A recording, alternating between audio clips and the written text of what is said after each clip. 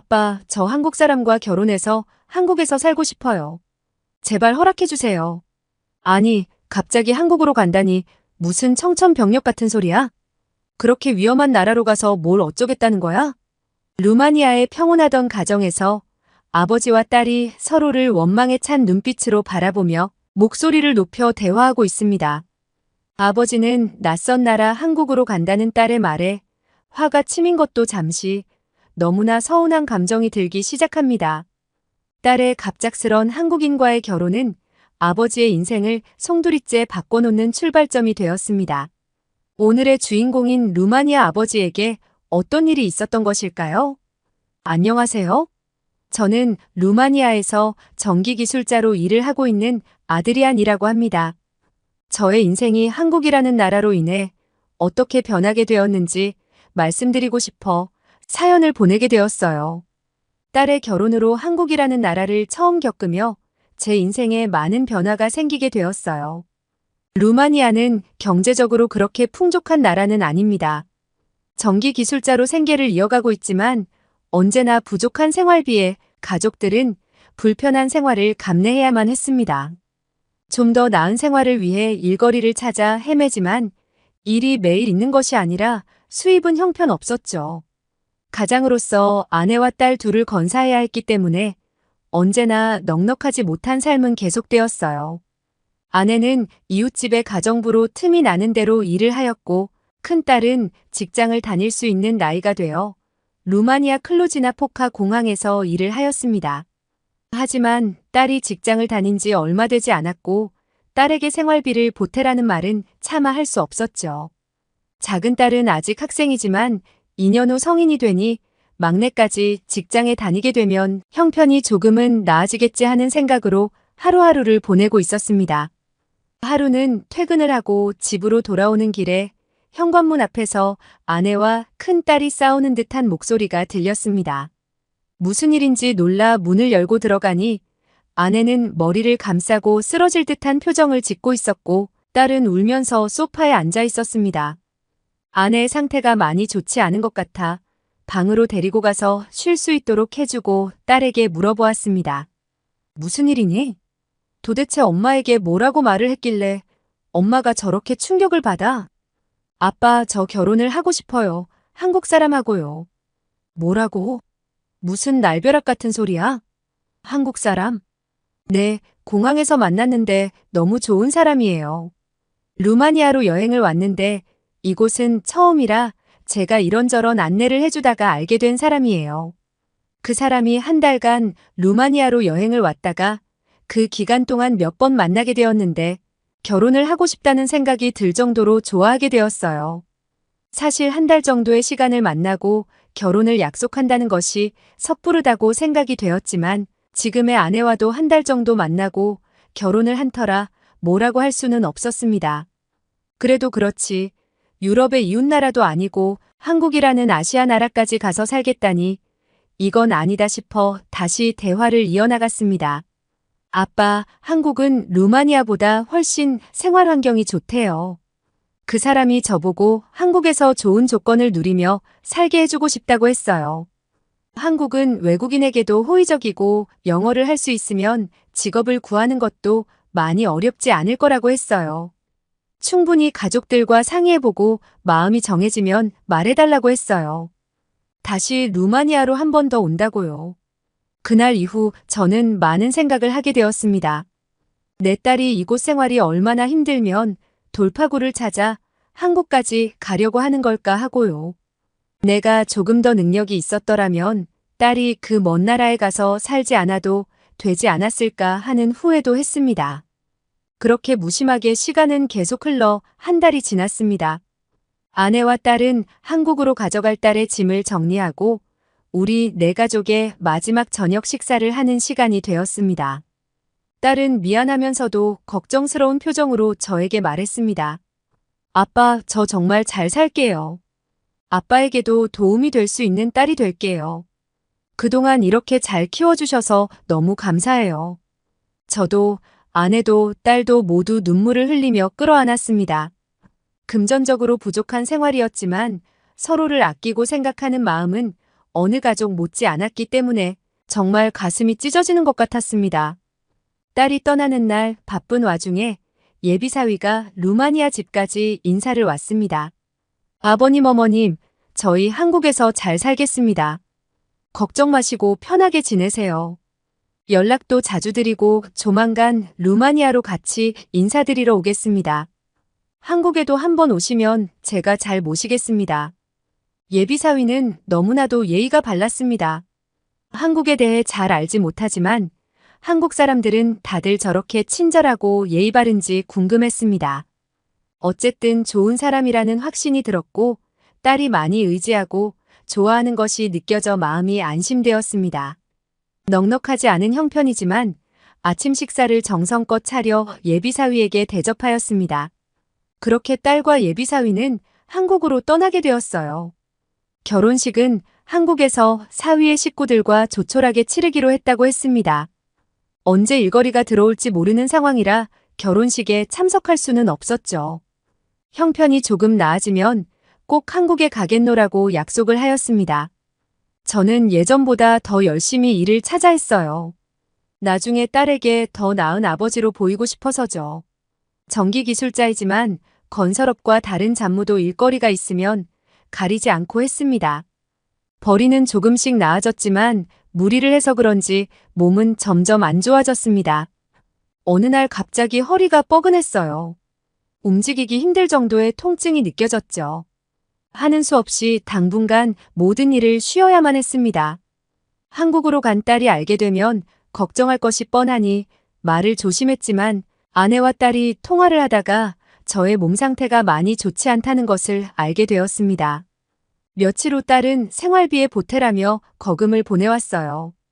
그동안 루마니아의 공항에서 일을 하며 모은 돈과 한국에서 직장을 다니며 번 돈을 말입니다. 1년은 좋게 쓸 만큼 큰 돈이었죠. 순간 눈물이 왈칵 쏟아졌습니다. 딸에게 도움을 주지는 못할 망정 도움을 받고 있다니 너무나 미안하고 고마웠습니다.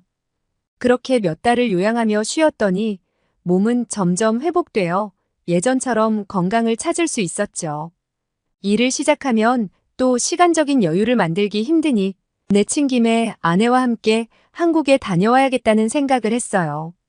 한국을 가기 전에 한국이라는 나라에 대해서 알아보고 싶었습니다. 사실 다른 나라에 가본 적이 없어서 긴장이 많이 되었어요. 특히나 한국은 전쟁이 아직 끝나지 않은 휴전국이라는 생각에 더욱 그랬습니다. 저는 한국이 루마니아 정도의 생활 수준인 나라라고 생각했어요. 아니, 루마니아보다 못할 것이라는 생각을 했었죠. 인천공항에 내려 그 엄청난 광경을 보기 전까지는요. 어둑어둑해질 때쯤 공항에 도착하여 한국의 밤거리를 보게 되었을 때 이렇게 건물이 이쁠 수가 있구나 라는 생각을 했습니다. 그리고 그렇게 높은 건물들이 질비하게 들어서 있는 모습은 입을 다물 수 없을 정도로 놀라웠습니다. 딸과 사위가 마중을 나와 차를 타고 지나가면서 봤던 광경은 처음 보는 미래의 도시를 보는 듯한 착각이 들 정도였죠. 딸과 사위는 저녁 식사를 대접하겠다며 식당으로 가자고 했어요. 식당에 도착하여 보니 건물의 모습이 아까 보던 건물의 모습이 아니었습니다. 한옥이라고 하는 건물이었는데 지붕과 기둥의 모습이 매우 웅장하고 인상적이었어요. 우리는 비빔밥과 간장불고기를 주문하였습니다. 한국에서 유명한 음식이라고 하더라고요. 식당 안에는 매우 깨끗했고 바닥은 반짝반짝 윤기가 났는데 신발을 신고 많은 사람들이 지나다니는데 이렇게 빛나다니 신기했습니다. 음식을 기다리고 있는데 직원이 작은 그릇에 수프같이 생긴 이상한 음식을 내주었어요. 쌀을 으깬 것 같은 모양이었는데 선뜻 먹기가 꺼려졌습니다. 사위가 이것은 죽이라는 음식이라면서 이것을 먹으면 속이 편안해지고 맛도 좋다고 하였어요. 사위를 믿고 한 입 먹어보았더니 자극적인 맛은 전혀 없고 부드럽고 감칠맛이 났고 고소한 향이 났습니다. 참기름이라고 하는 것이 들어가 그런 향이 나는 거라고 했어요. 좀 더 기다리고 있으니 불고기와 비빔밥이 나왔습니다. 불고기와 비빔밥에서도 참기름 향이 났어요. 이것이 한국의 향인가 하는 생각이 들었죠. 알고 보니 다른 여러 나라에서는 한국 음식 붐이 일어나고 있다고 하더군요.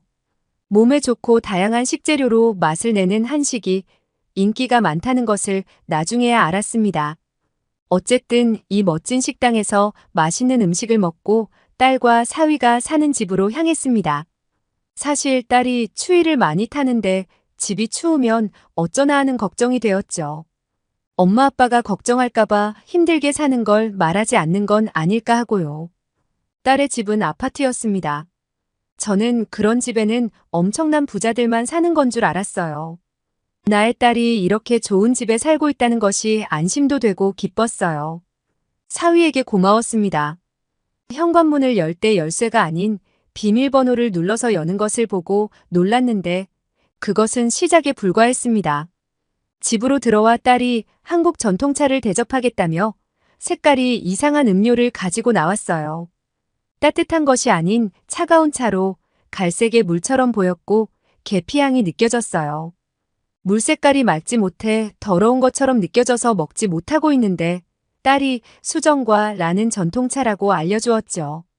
사위의 어머니께서 직접 만든 것이라면서 맛이 정말 좋으니 선입견을 버리고 마셔보라고 설득했습니다. 맛을 보니 오묘한 계피향과 단맛이 입안을 깔끔하게 해주는 것 같았어요.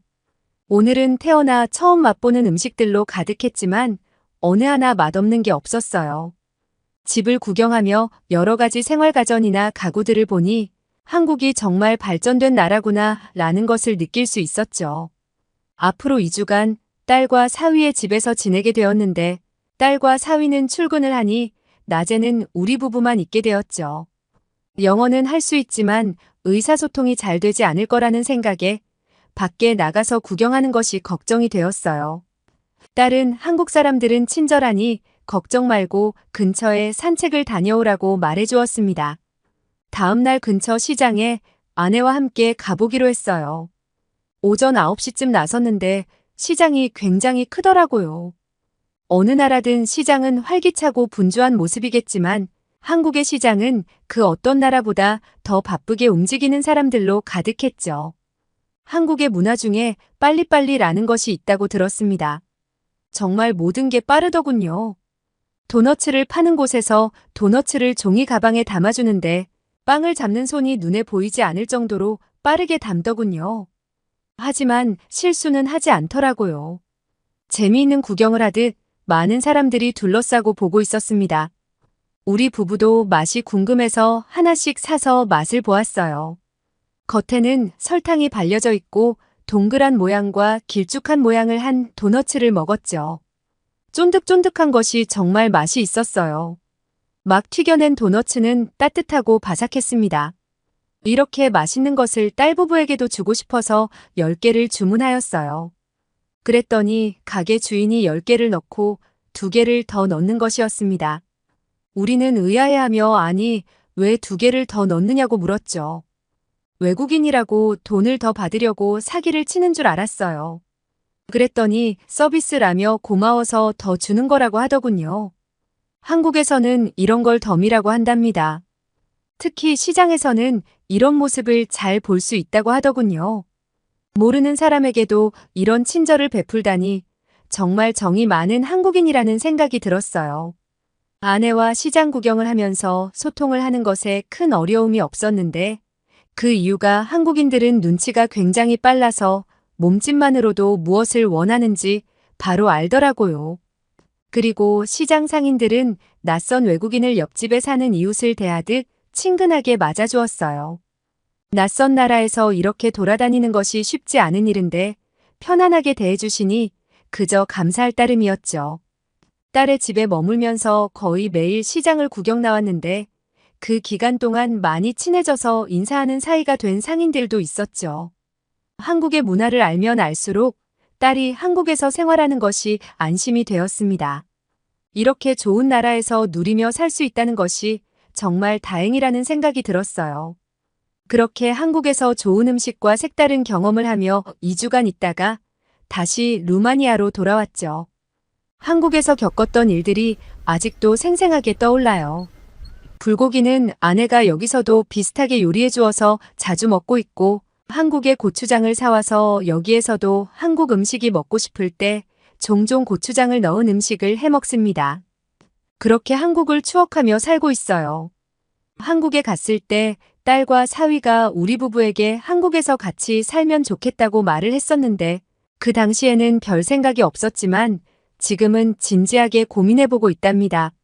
하지만 아직 해야 하는 일도 있고 둘째 딸이 아직 학생이니 일단은 여기서의 생활을 열심히 하고 있어요.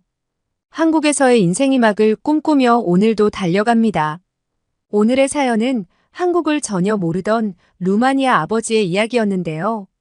딸이 한국 남성과 결혼하면서 한국에 방문하게 된 가슴 찡한 감동적인 이야기네요. 끝까지 들어주셔서 감사드리고 구독과 좋아요 부탁드려요. 이상 미연이의 공감 튜브였습니다.